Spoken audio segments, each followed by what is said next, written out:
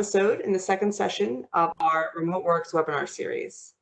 Today, we are very excited to be reviewing the Perch security platform. Before we begin, I just want to provide some brief info on our Remote Works webinar series. Every Tuesday at 12:30, we will host a short webinar on a different topic. We're going to be highlighting capabilities within that topic that will assist with your work from home efforts. The different sessions will be tied to a series or theme. The first three are revolved around communication collaboration. The next three, which closes out with today's session, are tied to security. And then finally, we review strategy. When you sign up for one session within the webinar, you're automatically enrolled for those in the remainder of the series. And the best news, all these events are free, and they're all designed to assist with your work from home efforts. So we encourage you to register and attend as many as possible. Before I turn the deck over to Stu, just a quick snapshot of things to come. We are going to be taking a 2-week break for the holidays. We will start up our strategy series on June 9th. We're going to be reviewing a few new things. First, we'll start on June 9th with optimizing your work from home environment. Then we'll move to server-based computing, and then we will finish up with downsizing of office space and moving your servers to the clouds. So you will get some more information on this, but we hope to see you back here again on June 9th. So with that, I'm going to turn the deck over to Stu, and he is going to introduce today's content and our guest speaker. Yeah, thanks, Sue. So to get started, I wanted to go over some key elements in this space. Security, Information, and Event Management, or SIEM, pronounced SIM, is an approach to security management that combines security information management and SIEM, security event management functions, into one security management system. SIM tools are an important part of the data security ecosystem. They aggregate data from multiple systems and analyze that data to catch abnormal behavior or potential cyber attacks. SIM tools provide a central place to collect events and alerts, but they can be expensive, resource intensive, and customers report that it's often difficult to resolve problems with overwhelming SIM data. According to a Gartner survey on SIMs, 54% of respondents say their SIM is noisy and generates too much low-level data and alerts, which makes it difficult to focus on what really matters. So a key part of deploying a SIM is having the staff to investigate those alerts. That's where the Security Operations Center, or SOC, comes in. The SOC is staffed 24/7 with specially trained security analysts that sift through the data and only escalate the meaningful alerts to the incident response teams. At BMT, we've been looking at managed detection and response platforms for several years now. This is because we focus primarily on the prevention, and as we will get to hear later in the presentation, that isn't always enough. Everything we came across had usually been too expensive. Most solutions that we looked at were going to increase our client's IT bill by roughly 30%. The most extreme example of this pricing is a group called Rapid7 out of Boston. They offer a fully managed solution and charge minimum $87,000 per year. And they want that up front too. For the particular client that was really keen on adding this protection, it was going to be a 55% increase in what they spend to manage and support IT. The cost to benefit ratio just wasn't there. The other side of that coin were software only solutions. And those were going to put a burden on our staff, filtering through all the noise. And when we accounted for their time, this also priced the solutions out of reach. So we were really happy to have found Perch. Perch has brought the price within reach of many of our clients while checking all the boxes. In fact, it has been one of the most successful new services we've ever launched. We use the platform ourselves at BMT and our subsidiary, Sapphire Cloud Solutions, where we use it to protect our backup as a service and platform as a service offerings. So please join me in welcoming Mike Goltz of Perch Security. Mike is the Director of Managed Service Providers, and we're thrilled that he's here today to share what makes Perch unique and a great addition to your cybersecurity defenses. So let me just quickly assign Mike as the presenter.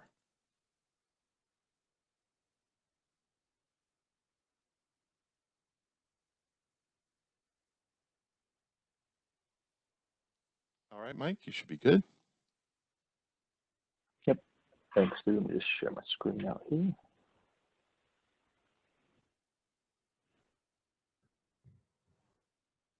There we go. Yeah, it's good. Stu, and thanks everyone for joining.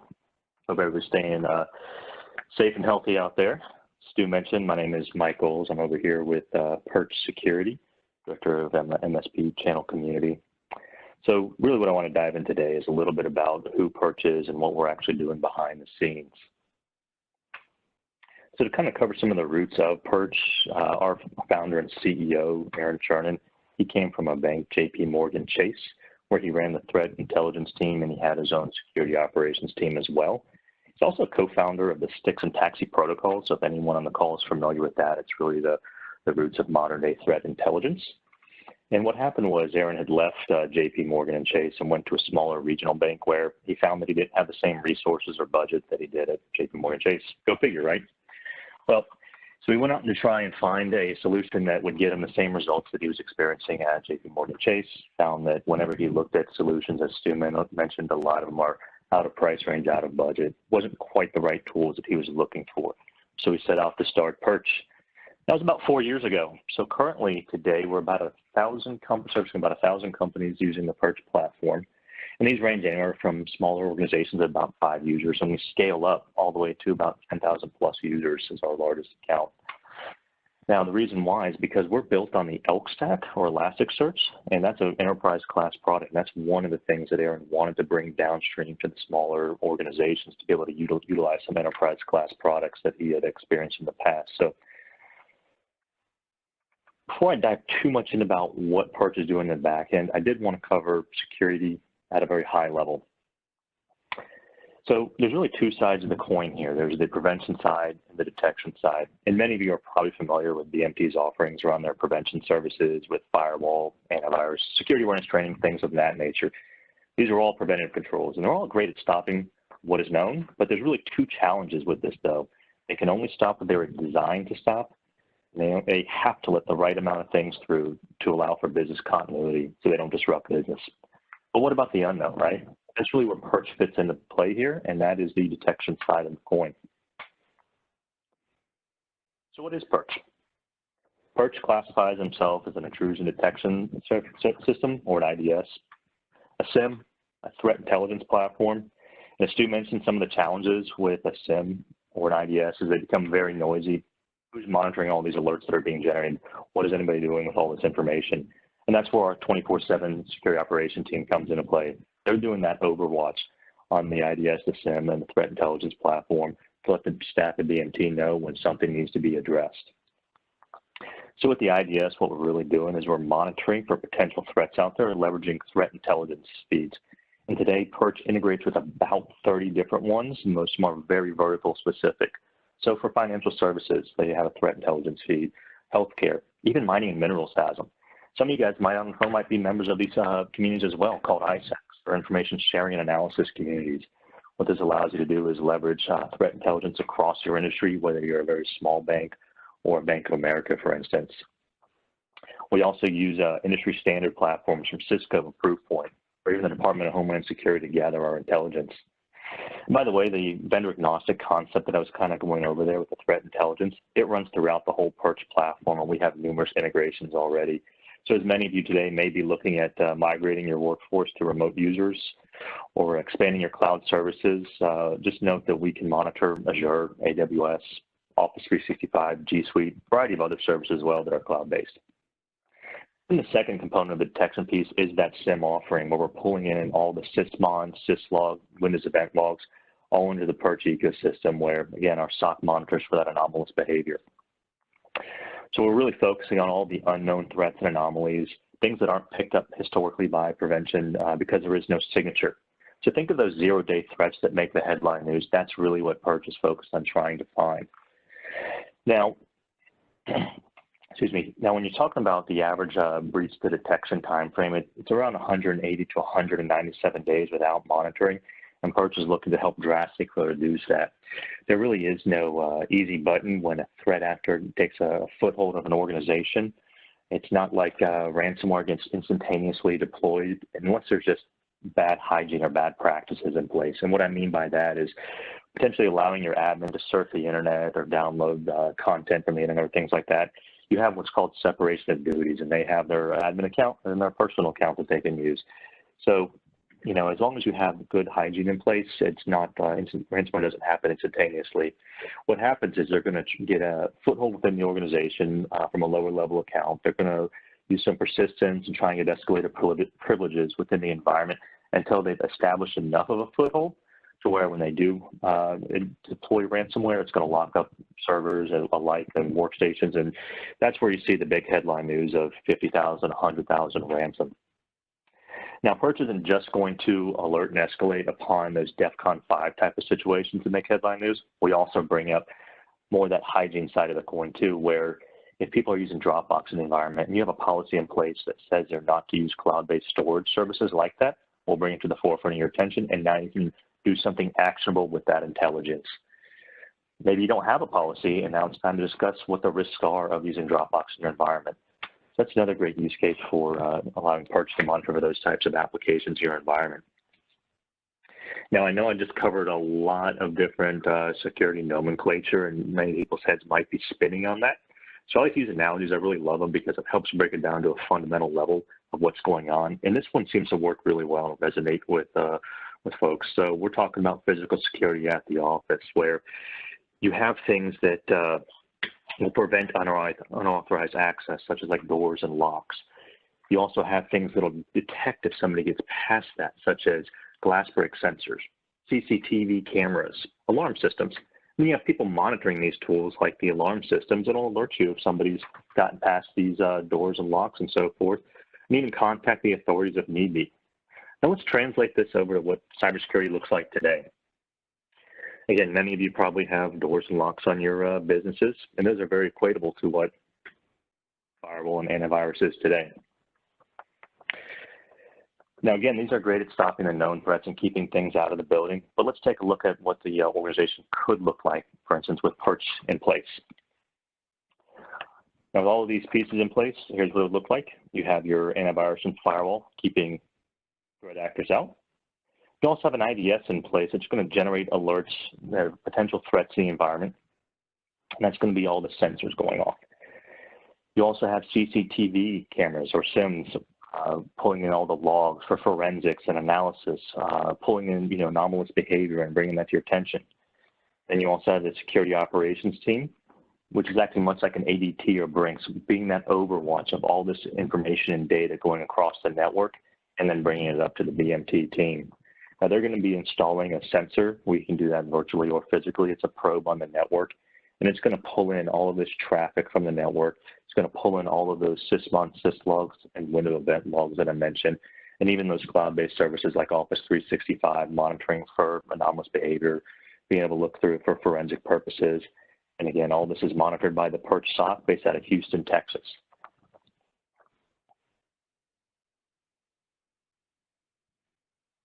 So how do you know that Perch is doing this, and how do you see the value of what you're seeing? Well, easy way is reporting.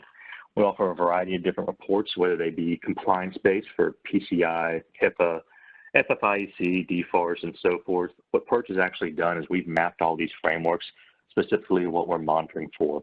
So it might say, for instance, section 1.1a, monitor for failed login attempts.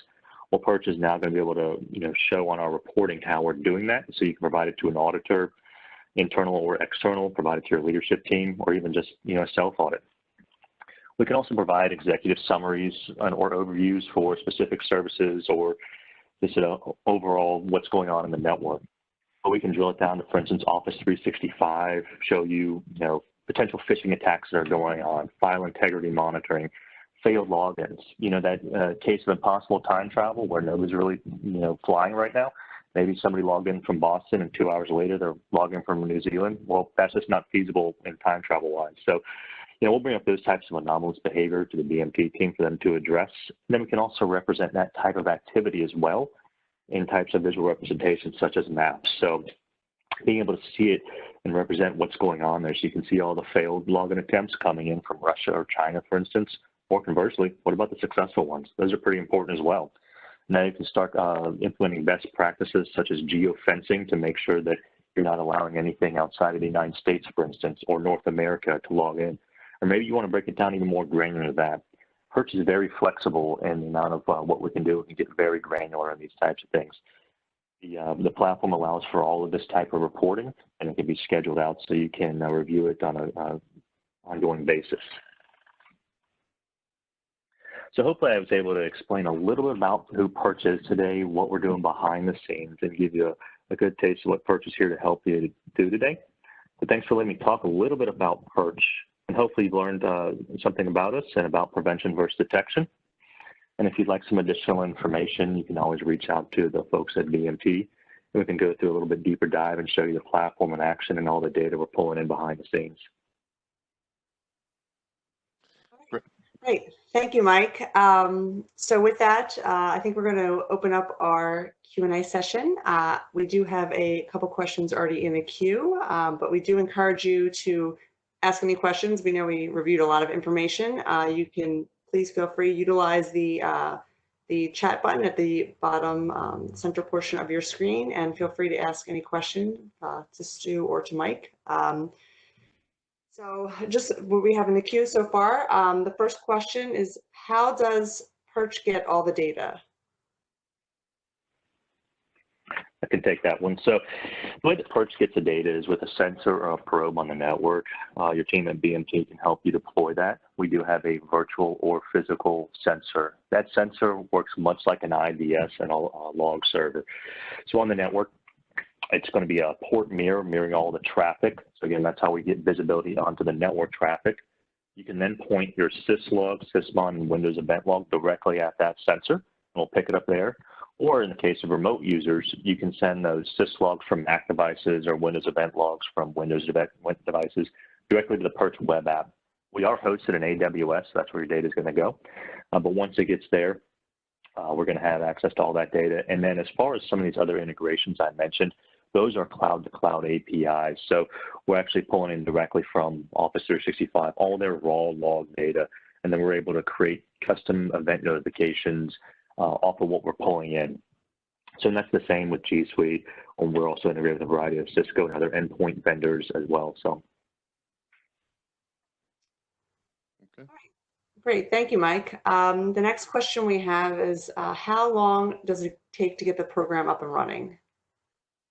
I can take that one, Sue.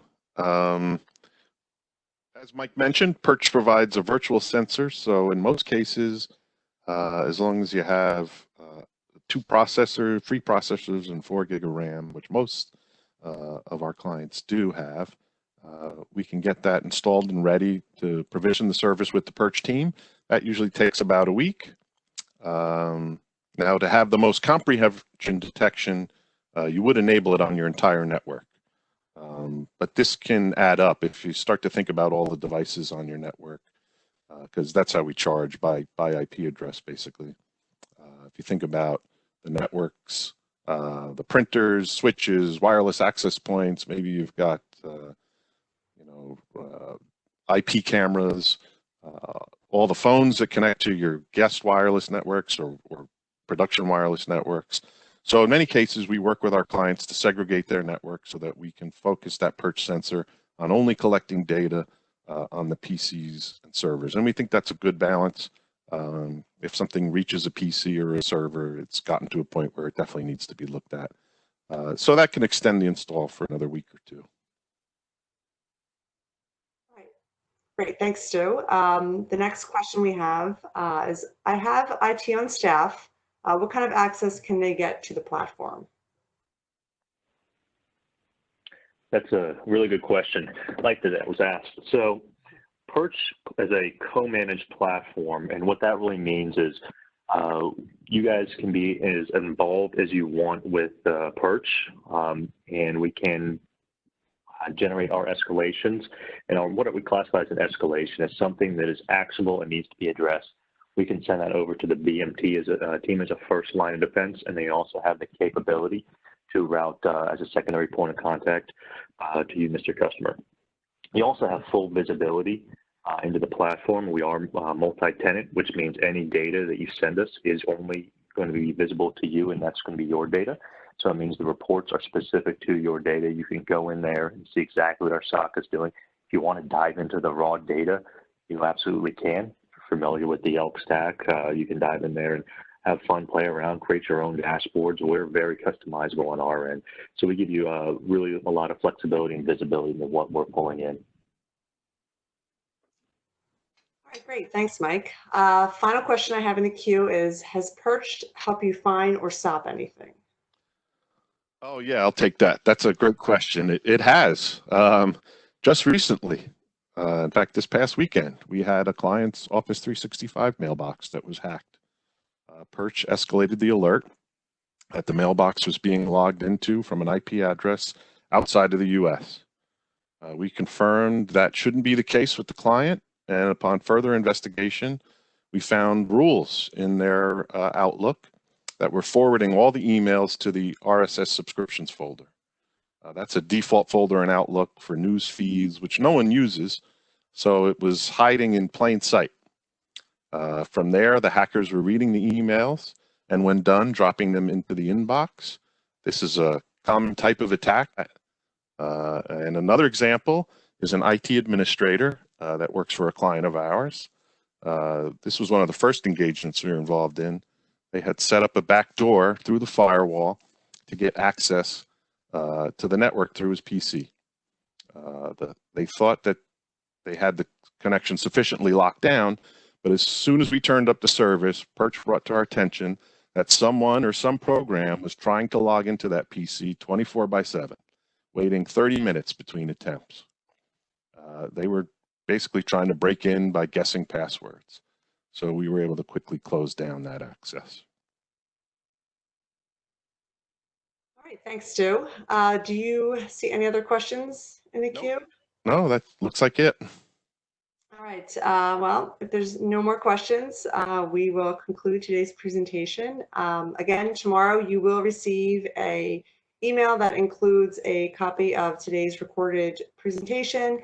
I'm also going to be sending over some information on the demo that Mike had mentioned earlier.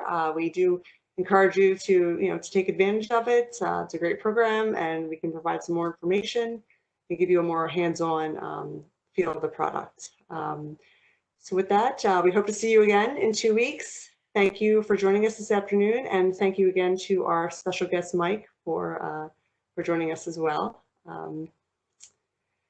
And I guess anything else, too? No, that's it. Thanks everybody. Yeah, thanks, Mike.